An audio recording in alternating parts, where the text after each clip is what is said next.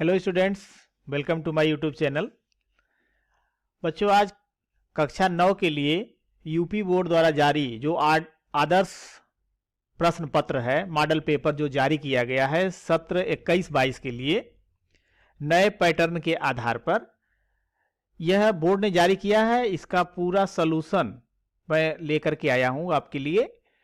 आप इसे देखें और इन प्रश्नों को समझें कि ये कैसे पूछे गए हैं, इनके उत्तर हम कैसे लिखें कि हमें अच्छे अंक मिलें। तो इसके लिए पूरा सिलेबस आप तैयार तो करेंगे ही, साथ में लिखने का जो तरीका है कम से कम लिखने पर आपको अधिक से अधिक अंक मिले, अर्थात लिखने का जो तरीका होता है वो वैल्यू पॉइंट होना चाहिए। तो ये पेपर जो है 2 खंडों में बटा हुआ है। ये पेपर जो है इस प्रश्न पत्र में 2 खंड हैं। खंड अ जो है, खंड अ में ये आप देख रहे होंगे कि ये खंड अ, इस खंड अ में ये 20 जो है 20 प्रश्न जो है ये होंगे बहुविकल्पी और ये 20 नंबर के, अर्थात एक प्रश्न 1 अंक का। सभी प्रश्न अनिवार्य हैं, इसमें कोई इंटरनल चॉइस नहीं है। अब इसके बाद खंड ब में, खंड ब जो होगा वो वर्णनात्मक होगा और इस वर्णनात्मक में ये 50 अंक का होगा। तो 50 और 20 ये 70 अंक का हो गया। अब इसमें जो है जो ब खंड होगा इसमें कुल 5 प्रश्न होंगे, 1 2 3 4 5। प्रत्येक प्रश्न के प्रारंभ में स्पष्टतः लिख दिया गया है कि उसके कितने खंड करने हैं। प्रश्नों के अंक उनके सम्मुख अंकित हैं। प्रश्न कितने नंबर का है यह उसके सामने लिखा गया है। प्रथम प्रश्न से आरंभ कीजिए और अंत तक करते जाइए। जो प्रश्न न आता हो उस पर समय नष्ट मत कीजिए। मतलब अगर कोई क्वेश्चन नहीं आता है तो आप उस पर व्यर्थ का समय नष्ट न करें, उस पर जो है उतने ही समय में आप किसी दूसरे क्वेश्चन को देखें ताकि आप उस क्वेश्चन को आप सॉल्व करें। तो यह है खंड अ। खंड अ, अब ये बहुविकल्पीय प्रश्न का खंड है। जैसे इस प्रश्न में आप देख रहे हैं कि किन्हीं 2 परिमेय संख्याओं के बीच संख्या हो सकती है। केवल एक परिमेय संख्या, अपरिमित अनेक परिमेय संख्या, अनेक अपरिमेय संख्या, केवल एक अपरिमेय संख्या। तो आप पढ़े हुए हैं कि 2 परिमेय संख्याओं के बीच अपरिमित अनेक परिमेय संख्या हो सकती है, यानी इसका ऑप्शन होगा कौन सा? ये बी होगा। इसी तरह से आप दूसरा देखें, क्वेश्चन नंबर 2। इस क्वेश्चन नंबर 2 में है निम्न व्यंजकों में कौन सा बहुपद होगा, बहुपद बताना है। तो आप इसे पहले तो समझ लेंगे। अब देखिए ये √2x है, x रूट में हो गया तो ये तो होगा नहीं। y + 2/y है, इसका बनाएंगे इक्वेशन। तो ये इक्वेशन हमारा बनेगा इस तरह से कुछ कि ये y² + 2 और अपान y, ये फ्रैक्शन में हो गया इसलिए ये भी नहीं होगा। डी में आप देख रहे हैं रूट में x है तो x का पावर फ्रैक्शन में हो गया तो ये भी नहीं होगा, यानी ऑप्शन होगा सी, 4x² - 3x + 7। इसी तरह से आप देख रहे हैं क्वेश्चन नंबर 3। क्वेश्चन नंबर 3 में बहुपद px = -9x + 9 का शून्यक होगा, मतलब इसका जीरोज फाइंड करना है। तो इसका मतलब क्या हुआ कि px का मान 0 होना चाहिए। तो जब px का मान 0 होना चाहिए तो आप इसे कैसे निकालेंगे? आप इसको निकालेंगे -9x + 9 = 0, अर्थात 9x = 9। तो इससे आपको मिल गया x = 9/9 दैट इज 1। तो इसका ऑप्शन कौन सा हो जाएगा? इसका ऑप्शन हो जाएगा डी। इसी तरह से क्वेश्चन नंबर 4। क्वेश्चन नंबर 4 में आप देख रहे हैं कि 3 + √3 × 3 - √3 का मान होगा। तो अब इसे आप सॉल्व करेंगे। तो ये आप देख रहे हैं कि एक में अगर आप इसको जो है a ले लेते हैं और इसको b ले लेते हैं तो ये हो गया a + b। इसी तरह से हो गया ये a और -b। अब a + b × a - b का आप गुणा करते हैं तो क्या मिलता है? ए स्क्वायर माइनस बी स्क्वायर। ए के जगह पर हो गया 3 का स्क्वायर माइनस बी के जगह पर हो गया √3 का स्क्वायर। तो ये क्या बना, 3 3 जा 9 और ये रूट हट गया तो 9 में से 3 गया 6। तो ये कौन सा ऑप्शन हुआ, ऑप्शन सी सही होगा। इसी तरह से आप क्वेश्चन नंबर 5 देख रहे हैं। इस क्वेश्चन नंबर 5 में लिखा गया है यदि किसी गोले की त्रिज्या 2r है तो उसका आयतन होगा। तो आयतन के लिए फार्मूला क्या होता है, गोले का आयतन, गोले का जो आयतन है ये होता है 4/3 पाई r क्यूब, ये होता है। तो अब ये हो गया 4/3 पाई और r की जगह पर 2r का क्यूब। अब इसको सिंप्लीफाई करेंगे आप तो 4/3 पाई, अब ये 2r का क्यूब है तो 2 दूना 4 दूना 8 और r क्यूब। अब यहां से देख रहे हैं कुछ कटेगा, कुछ कटने लायक हो तो आप काट दीजिए। तो ये हो गया, ऊपर की वैल्यू आप देख रहे हैं 4 गुणे 8 तो 8 चौको 32/3 और पाई r क्यूब। अब देख के बताइए कौन सा ऑप्शन है।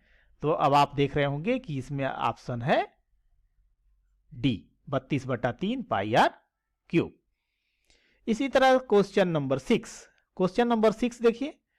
क्वेश्चन नंबर 6 में दिया है कि दिए गए चित्र में एंगल BOC 60 डिग्री है, ये देख रहे हैं। तो B और C जो है केंद्र पर अंतरित करता है 60 अंश का कोण, तो इसके परिधि पर कितना कोण करेगा, इसका आधा हो जाता है तो 60 का आधा कितना हो गया, 60 का आधा हो गया 30 अंश। तो अब इसमें देखिए ऑप्शन कौन सा, ऑप्शन है ए। क्वेश्चन नंबर 7, क्वेश्चन नंबर 7 ये दिया गया, देखिए 16 पावर 3/4 का मान होगा। तो 16 को आप क्या लिखोगे, 16 को आप लिखेंगे 2 दूना 4 दूना 8 दूना 16 तो यानी 2 का पावर 4 और इसका पावर हो गया 3/4 और पावर का पावर होता है तो गुणा हो जाता है तो 4 गुणे 3/4, ये 4 से 4 कट जाएगा तो ये बच गया 2 का पावर 3 और 2 का पावर 3 का मतलब हो गया 8। तो इसमें ऑप्शन कौन सा हो गया, ऑप्शन हो गया ए।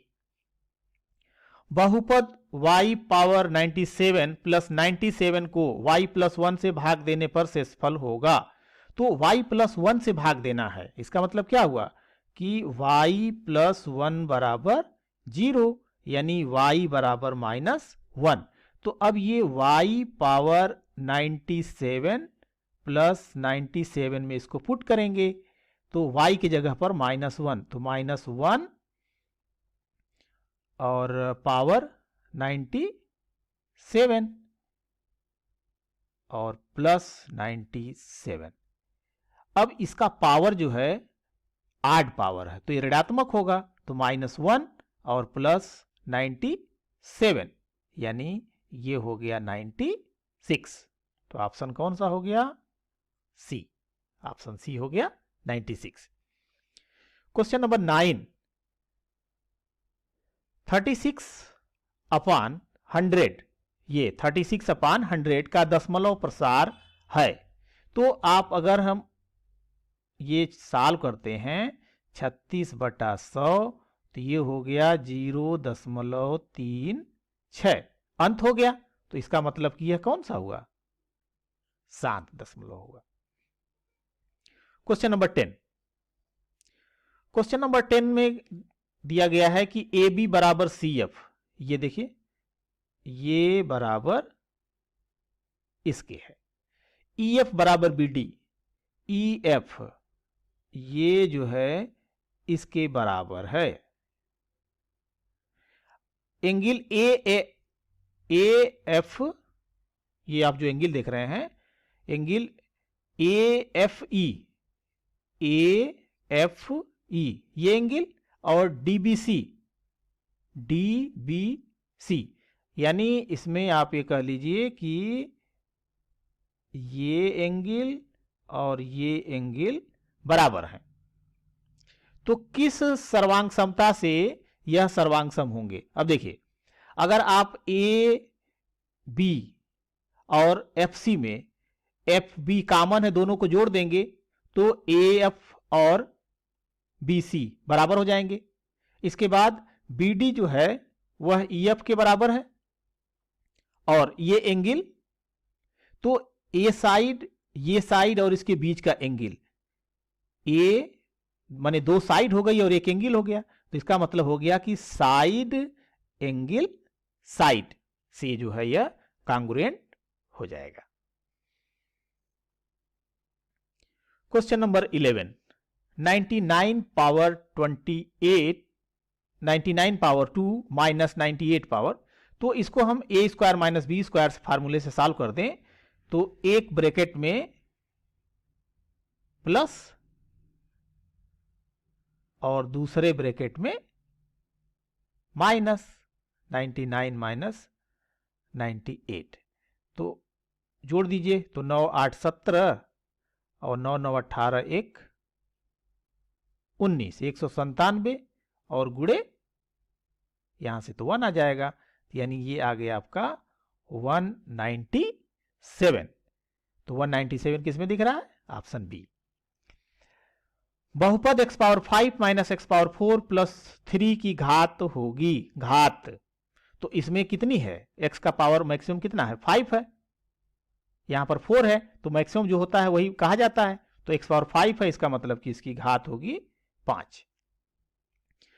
क्वेश्चन नंबर 13, क्वेश्चन नंबर 13 में आप देखें, दिए गए चित्र में x और y का मान ज्ञात कीजिए, x और y का मान। तो इसमें आप ये देखिए, ये 50 डिग्री है, तो यह भी जो है 50 डिग्री होगा वर्टिकल अपोजिट एंगल से। अब जब ये 50 हो जाएगा तो x का मान कितना हो गया? 130 हो गया। अब यह एंगल जो है 130 है, तो y कितना होगा? यह भी 130 हो गया, इसका मान भी 130 हो गया, तो x का मान भी 130 और y का मान भी 130। अब इसमें आप देख रहे हैं कि ऑप्शन है ये बी ऑप्शन है। 6x square plus 11x plus 3 का गुणनखंड होगा, गुणनखंड करना है, तो इसका जब गुणनखंड करना है तो आप 3 का 6 में गुणा करेंगे तो 3 6 18, 18 को ऐसे ब्रेक करिए कि 11 आ जाए, तो 9 दूना 18, 9 2 11, तो इसको हम लिख सकते हैं 6x square plus 9x plus 2x plus 3, और ये आप जो है इसका पेयर बना दीजिए, यहां से 3x कॉमन तो 2x प्लस 3, और यहां से 1 कॉमन तो 2x प्लस 3, अब ये बन गया 2x प्लस 3 और 3x प्लस 1। कोई ऑप्शन दिख रहा है? 2x प्लस 3, 3x प्लस 1, तो ये ऑप्शन दिख रहा है आपका ए, यानी इसमें ऑप्शन ए सही होगा। क्वेश्चन नंबर 15, यदि x plus 1 3x square plus 2x minus के का एक गुणनखंड है तो k का मान होगा। तो x प्लस 1, ये आप देख रहे हैं कि जो 3x square plus 2x minus के है, तो यहां से x प्लस 1 बराबर 0, तो x बराबर माइनस 1, तो ये मिल जाएगा आपका 3 माइनस 1 प्लस 2 माइनस 1 और माइनस के बराबर 0, तो माइनस 3 माइनस 2 माइनस के बराबर 0, तो के बराबर कितना हो गया? ये 3 का x स्क्वायर है, तो ये हो गया प्लस, तो यानी के की वैल्यू हो गई 1, के की वैल्यू 1, तो इस तरह से इसका ऑप्शन हो गया बी। क्वेश्चन नंबर 16, यदि किसी रैखिक समीकरण 2x प्लस 3y प्लस के बराबर 0 का हल 2 0, के का हल 2 0 है तो के का मान क्या होगा। अब इसमें जो है जो क्वेश्चन है, इस क्वेश्चन में दिया गया है कि ये 2x प्लस 3y बराबर के है, तो ये x का मान हो गया और ये y का मान हो गया। अब इसमें पुट करेंगे तो ये हो जाएगा आपका 2 इंटू 2 प्लस 3 इंटू 0 बराबर के, तो ये तो 0 हो गया और 2 2 जा 4, तो के का मान हो गया 4। तो के का मान 4 जो है कौन सा ऑप्शन हुआ, ये हो गया ऑप्शन ए। इस तरह से आप देखेंगे क्वेश्चन नंबर 17, रैखिक समीकरण y बराबर 3x प्लस 5 का अद्वितीय हल है, केवल 2 हल हैं, अपरिमित रूप से अनेक हल हैं, उपरोक्त में से कोई नहीं।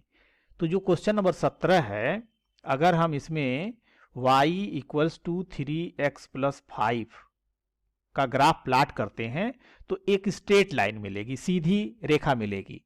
जब सीधी रेखा मिलेगी तो इसका मतलब है उस पर अनेक पॉइंट मिलेंगे, तो इसका जो हल होगा वह अपरिमित रूप से अनेक हल होगा।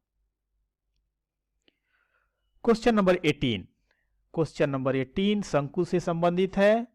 यदि किसी शंकु की त्रिज्या 4 सेंटीमीटर है, ये जो है r बराबर दिया गया 4 सेंटीमीटर, तिर्यक ऊंचाई को l से दिखाते हैं तो l बराबर 5 सेंटीमीटर है, तो इसका आयतन होगा। तो आयतन को निकालने के लिए इसका जो फार्मूला होता है ये होता है v बराबर 1/3 पाई r स्क्वायर और h की जरूरत हमें पड़ेगी। अब यहां पर जो शंकु है, ये शंकु जो है कुछ आप ऐसे बनाते हैं, ये बनेगा,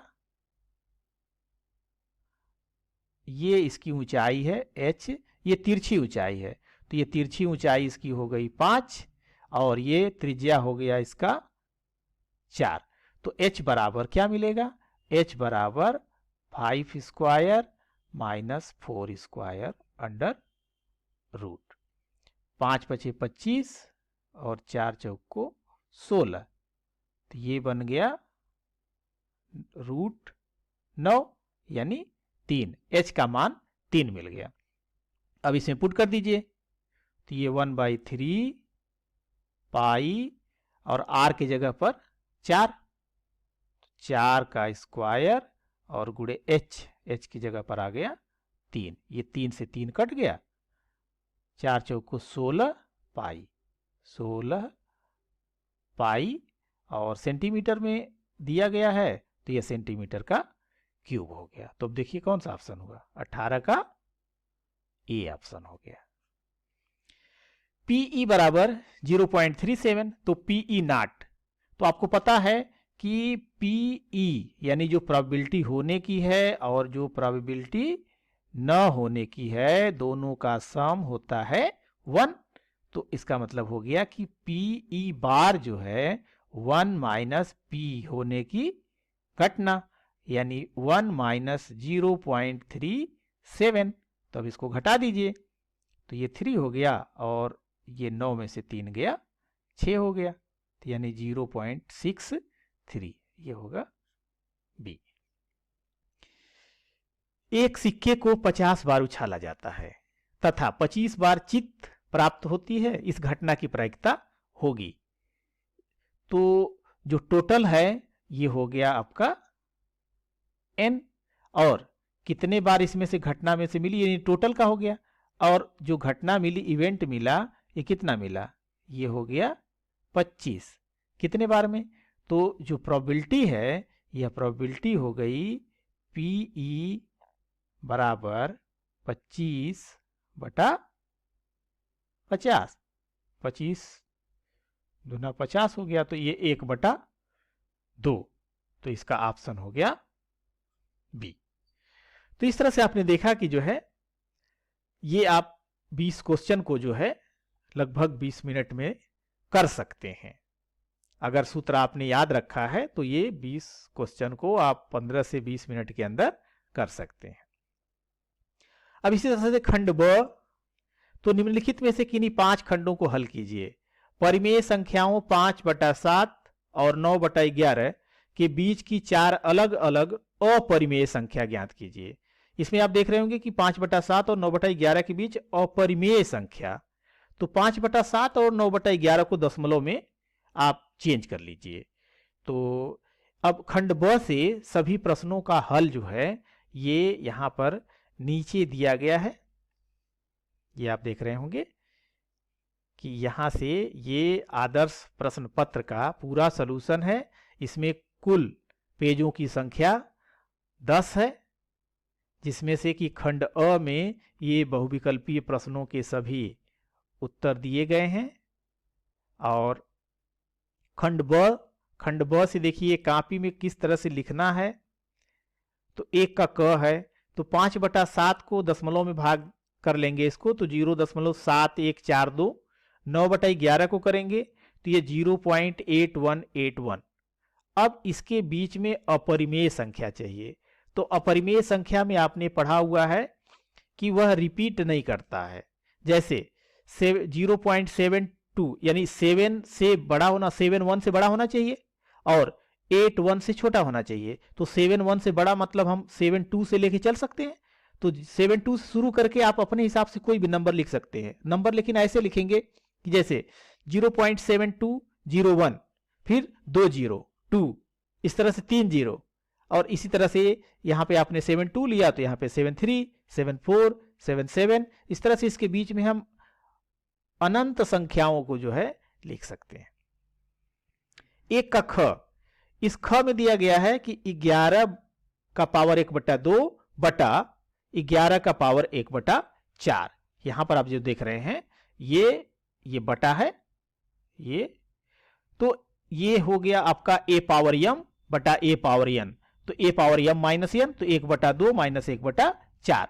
एलसीएम ले लेंगे तो 4 हो गया। अब ये हो गया आपका 2 दूना 4, तो ऊपर 2 आ गया, माइनस 1/4, 2 में से 1 गया 1 और बटा 4, तो 11 का पावर 1/4।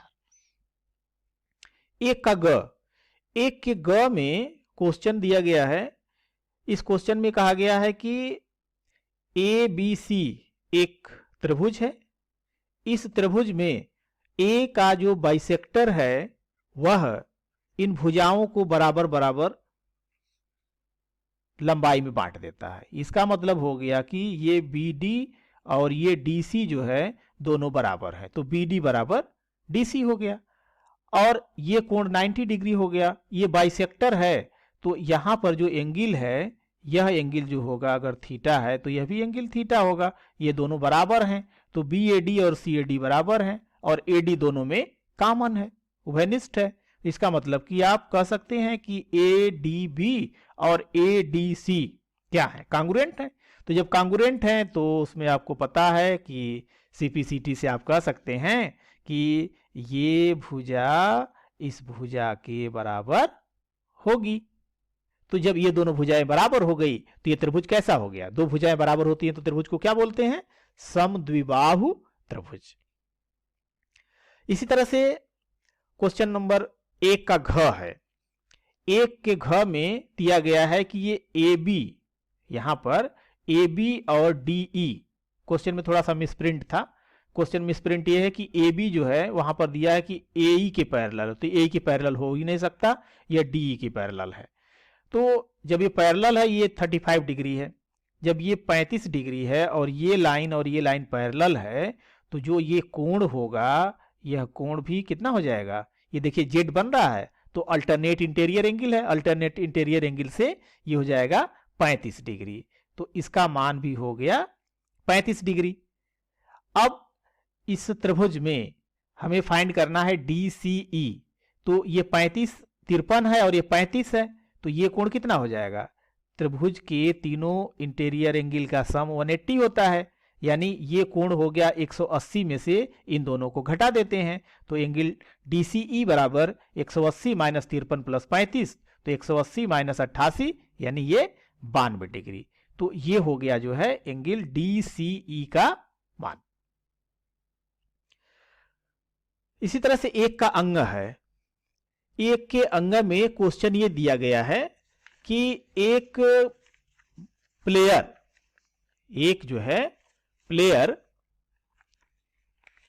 क्वेश्चन पूरा इस तरह से है कि एक क्रिकेट मैच में एक महिला बल्लेबाज खेली गई 30 गेंदों में 6 बार चौका मारती है। चौका न मारे जाने की प्रायिकता, तो 6 बार चौका मारती है तो टोटल गेंदों की संख्या जो है कितनी है? टोटल गेंदों की संख्या जो है 30 है, और 6 चौका मारती है 6 गेंदों पर, 6 गेंदों पर, तो इसका मतलब बचे गेंदों की संख्या कितनी हो गई? 24, यानी 24 पर वह चौका नहीं मारती है। तो चौका न मारे जाने की जो प्रोबेबिलिटी है ये हो जाएगा 24/30। 6 से काट दीजिए, सीधे 6 से काट सकते हैं, या फिर छोटा छोटा कट कर लीजिए। 2 से काट दिया 12 हो गया, ये 15 हो गया। फिर 3 से काट दिया, 3 चौको 12 और 3 5 15, 4/5। तो इसकी प्रोबेबिलिटी हो जाएगी 4/5। इसी तरह से अगला क्वेश्चन भी प्रायिकता से ही संबंधित है। इसमें कहा गया कि 2 सिक्कों को एक साथ 500 बार उछाला जाता है। 2 चित्त 105 बार, एक चित्त 275 बार प्राप्त होता है। इन घटनाओं के घटने की प्रायिकता, तो इन घटनाओं के घटने की प्रायिकता से मतलब हो गया कि दोनों चित्त आने की प्रोबेबिलिटी क्या होगी और एक चित्त आने की प्रोबेबिलिटी क्या होगी। तो देखिए, 2 चित्त आने की प्रोबेबिलिटी हो जाएगी 105/500, यानी 21/100। इसको 5 से काट दिया, इसको 5 से काट दिया, तो 5 से काट देंगे तो ये 5 दूना, ये 5 दूना 10, 5 एकम 5, और ये हो गया 500, तो 21/100 हो गया। इसी तरह से एक चित्त आने की प्रोबेबिलिटी 275/500। अब इसको आप 25 से काट सकते हैं, तो 25 9 सीधे, ये 25 दूना 50, तो 9/20। इसकी प्रोबेबिलिटी 9/20 हो गई, इसकी 21/100 हो गई। 2 का क 3/7-3√2, इसको रेशनलाइज करना, परिमेयकरण करना है। तो इसमें क्या करते हैं, जो नीचे लिखा गया है 7 + 3√2, इसी के साइन अपोजिट करके ऊपर नीचे गुणा कर देते हैं। तो यहां प्लस है तो यहां पर हम माइनस से गुणा कर देंगे। अब देखिए, जब गुणा करेंगे तो 3 × 7 - 3√2, और नीचे ये बन जाएगा 1 + a-। अब नीचे वाला जो है a + b, a - b बनता है, तो a² - b², और ऊपर का मल्टीप्लाई कर दीजिए, 3 × 7 = 21, और ये 3 से जो है, ये 3 से 3 में 3 3 = 9, 9√2। इधर का हो गया 7 का स्क्वायर - 3√2 का स्क्वायर। सिंप्लीफाई कर लीजिए, तो जब सिंप्लीफाई कर लेंगे तो ये ऊपर की जो वैल्यू है, ये वैल्यू हो गई हमारी 21 - 9√2। अब 49 - 18, तो ये आ जाएगा, ये 21 है, ये 21 - 9√2/31। क्वेश्चन नंबर 2 का ख, क्वेश्चन नंबर 2 के ख में ये कहा गया है कि 3x⁴ - 4x³ - 3x - 1 को x - 1 से भाग देने पर शेषफल क्या प्राप्त होगा। तो x - 1 से भाग देने पर शेषफल प्राप्त क्या होगा, तो यानी x - 1 = 0, तो x = 1, x = 1 इसमें पुट कर देते हैं। तो 3 × 1⁴ - 4 × 1⁴ - 3 - 3 × 1 - 1, तो ये 3 - 4 - 3 - 1, तो ये 3 से 3 यहां पे चाहे तो आप काट दीजिए, या फिर ये 4 3 7 1 8 हो गया, 3 में से 8 गया -5, तो ये यहां पर मिल जाएगा -5। 2 का ग, समीकरण 2x + 1, 2 के ग में 2x + 1 = x - 3, तो इसको सिंप्लीफाई कर लेंगे तो ये मिल जाएगा x = -4। अब ये बताना है, कार्तीय तल पर निरूपित करना है। तो कार्तीय तल पे जब निरूपित करना है तो ये देखिए, ये x अक्ष हो गया, ये जो है x अक्ष हो गया, इधर ये x' हो गया, ये y हो गया, ये y' हो गया। अब x = -4 है, तो x = -4, इसका मतलब है कि वह y अक्ष के समानांतर होगा, यह जो है y अक्ष के समानांतर होगा। इसी तरह से 2 का घ है, 2 का घ भी आप देख लीजिए, 102 का स्क्वायर है, तो 102 के स्क्वायर को आप लिख सकते हैं 100 + 2 का स्क्वायर, फिर फार्मूला लगा दें a + b का होल स्क्वायर, तो a² + b² + 2ab, इस वैल्यू को आप रख दीजिए, तो यह आ जाएगा 10404।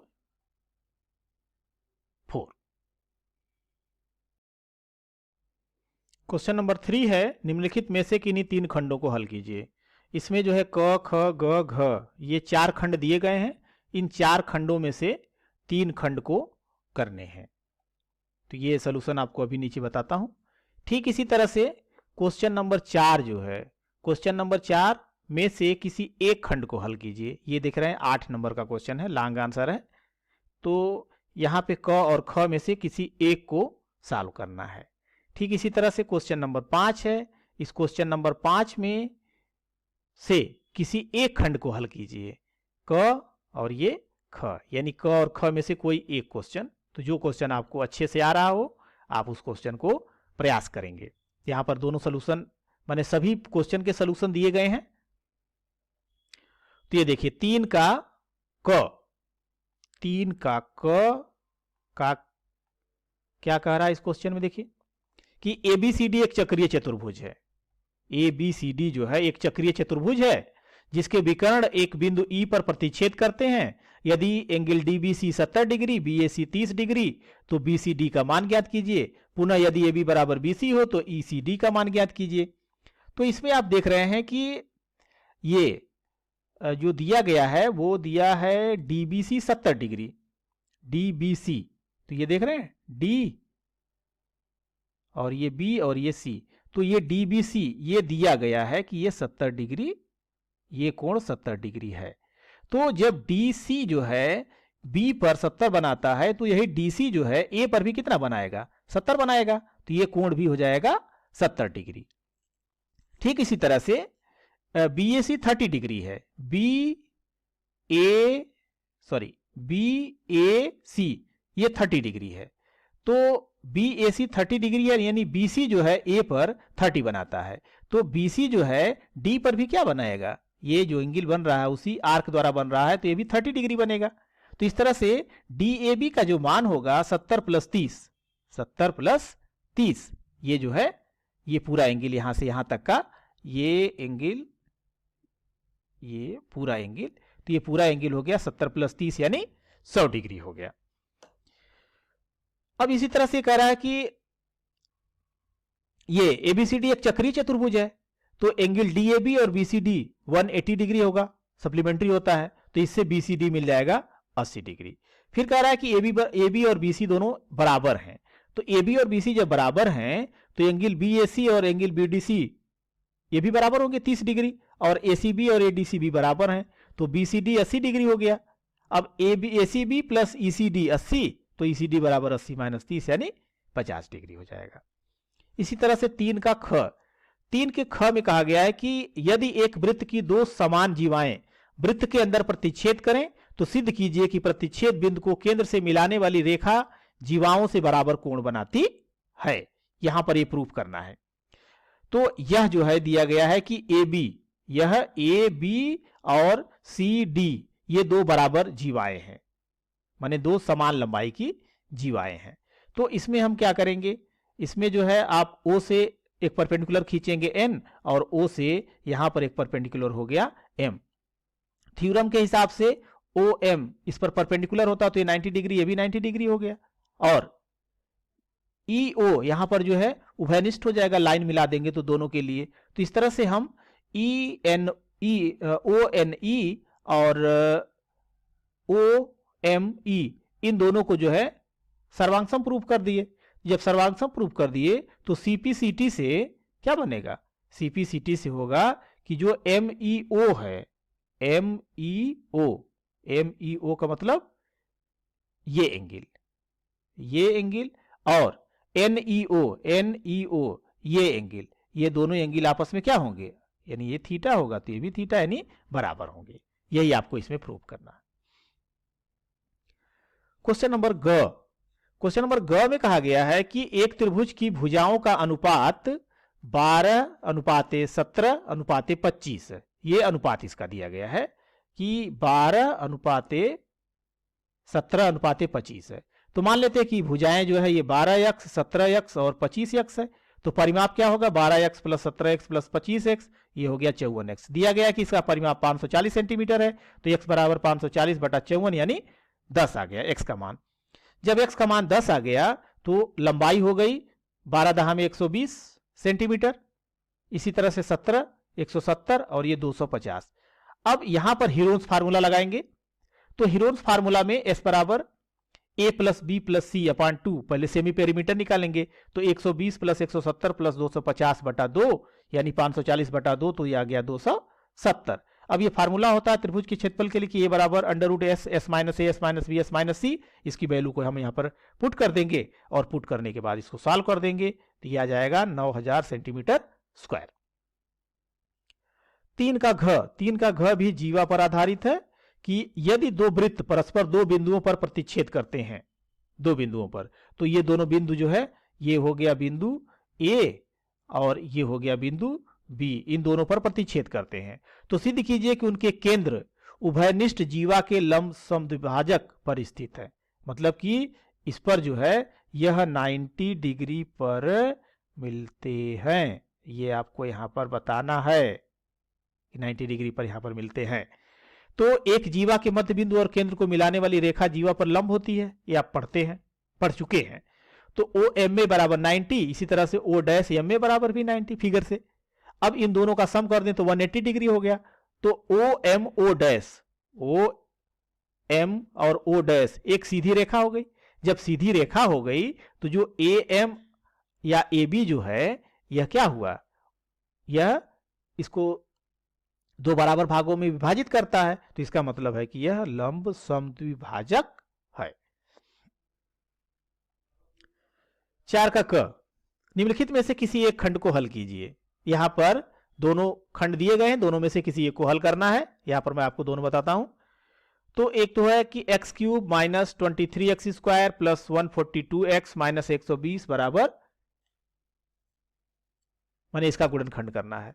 तो इसको गुणनखंड करने के लिए आप क्या करते हैं, जो अचर फैक्टर होता है, जैसे 120 है, 120 का फैक्टर करेंगे प्राइम फैक्टर, तो 1 इंटू 2 इंटू 2 इंटू 2, यानी इसमें 1 2 5 या इसका मल्टीपल या माइनस के साथ कोई एक वैल्यू रखने पर इसका मान 0 होना चाहिए। अगर 0 होता है तो वह उसका फैक्टर हो जाता है। तो इसमें हम चेक करेंगे, तो x बराबर 1, छोटे नंबर से शुरू करेंगे।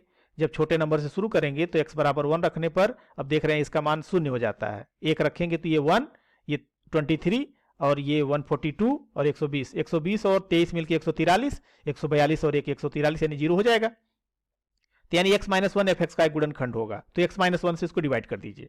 जब x माइनस 1 से इसको डिवाइड करेंगे तो ये देखिए x है, एक्स स्क्वायर से करेंगे तो एक्स क्यूब आ गया, फिर एक्स स्क्वायर का माइनस 1 माइनस एक्स स्क्वायर, नीचे का साइन चेंज हो जाएगा, ये कट गया, ये बच गया माइनस 22 एक्स स्क्वायर, ये उतर गया नीचे।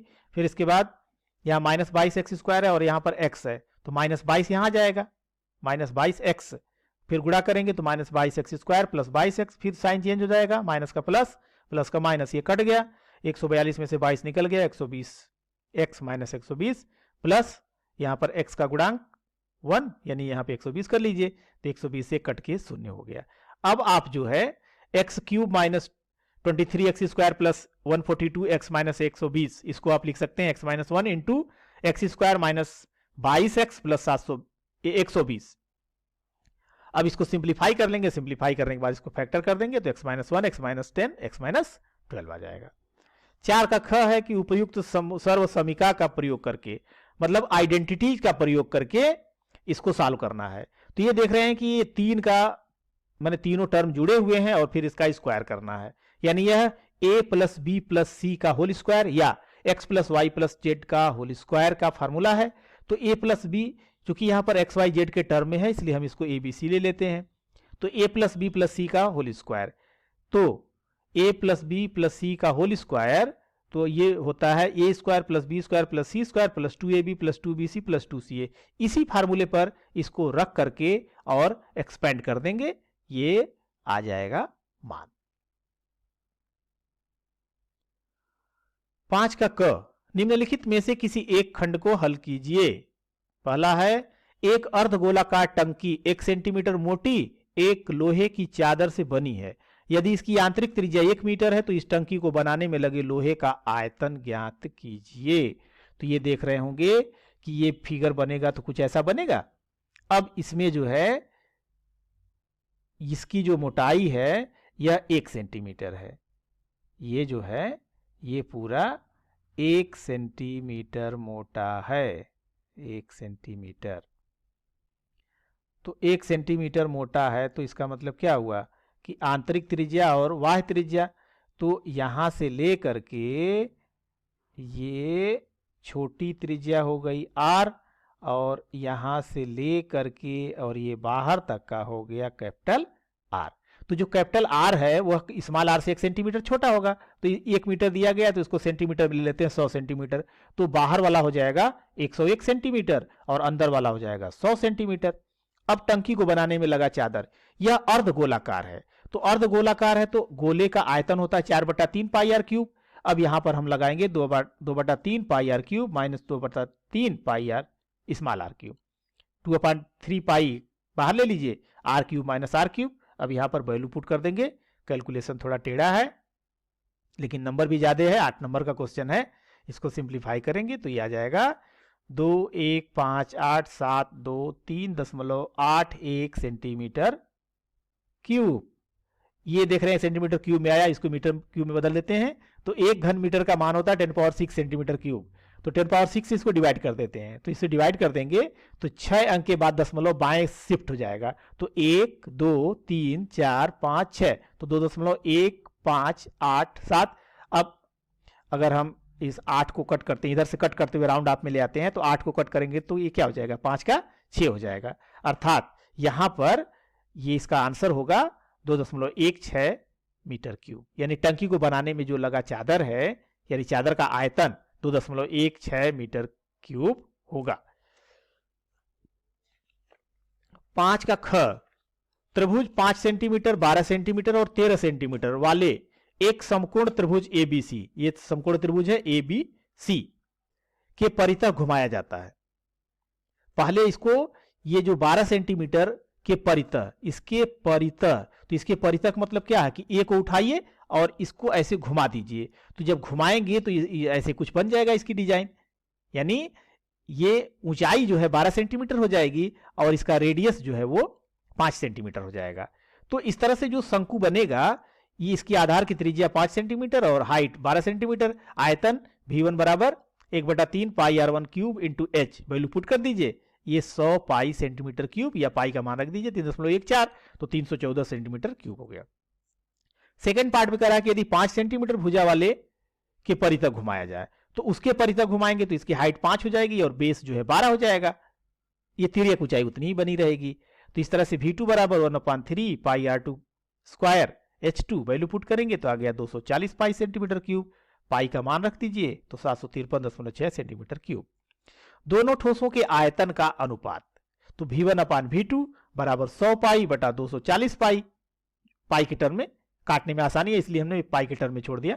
पाई से पाई कट गया, ये 0 से 0 कट गया, 2 5 10 और 2 एकम 2 2 दूना 4, 5/12। तो इसमें जो आयतन है, आयतन का जो अनुपात, या आयतन का अनुपात होगा 5/12। यह वीडियो आपको कैसी लगी, आपके लिए हेल्पफुल है? और अगर आपको ये लगता है कि ये आपके लिए हेल्पफुल है तो चैनल को सब्सक्राइब कर लीजिए, और इस तरह की वीडियो जो है जैसे ही बनेगी उसका नोटिफिकेशन आप तक सबसे पहले पहुंच जाएगा। Thank you.